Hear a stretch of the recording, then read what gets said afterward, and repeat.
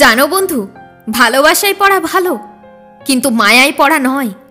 ভালোবাসো, কিন্তু কখনো তার মায়ায় পড়ে যেও না, নয়তো তুমি বরবাদ হয়ে যাবে। যখন আমরা কারো মায়ায় জড়িয়ে যাই, তখন আমাদের আর রেহাই থাকে না। সেই অনুভূতিগুলো আমাদেরকে তিলে তিলে শেষ করতে থাকে। এই যন্ত্রণা সহ্য হয় না।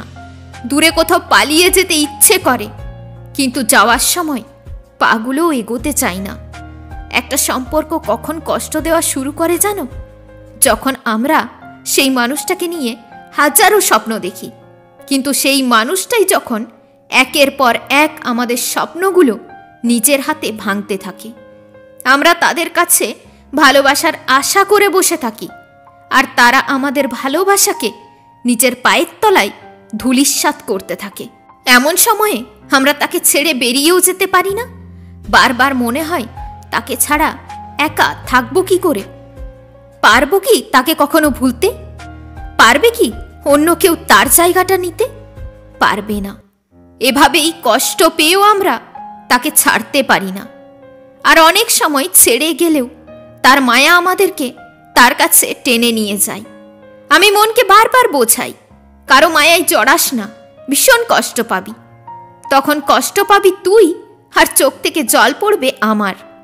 কিন্তু এই বোকা মন বোঝে না, বারবার তার মায়ায় জড়িয়ে যায়। আর তারপর থেকে শুরু হয় বিষাক্ত এক প্রেমের খেলা, যার থেকে দূরে যাওয়াও সম্ভব নয়, যার পাশে থাকাও সম্ভব নয়।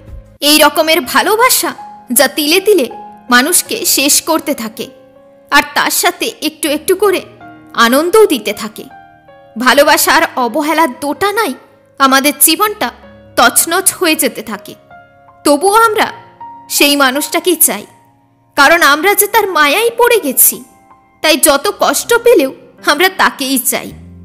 মনে হয় যেন সেই মানুষটা আমাদের এক মুহূর্তের জন্যে হলেও জড়িয়ে ধরে বলুক, আমি তোকে ভালোবাসি। আর এই একটা কথা শোনার পর বারবার করা সেই অবহেলা, সেই অপমান, সব কিন্তু মুহূর্তের মধ্যেই এই মনটা ভুলে যায়। খুব অদ্ভুত, তাই না? আর সেই জন্যই হয়তো সবাই বলে, অতিরিক্ত মায়া আমাদের জীবনটাকে যন্ত্রণাদায়ক করে তোলে। আমরা সেই যন্ত্রণায় কষ্ট পেতে থাকি, কিন্তু সেই যন্ত্রণার সাথেই বাঁচতেও থাকি। সম্পর্ক শেষ করে বেরিয়ে আসতেও পারি না।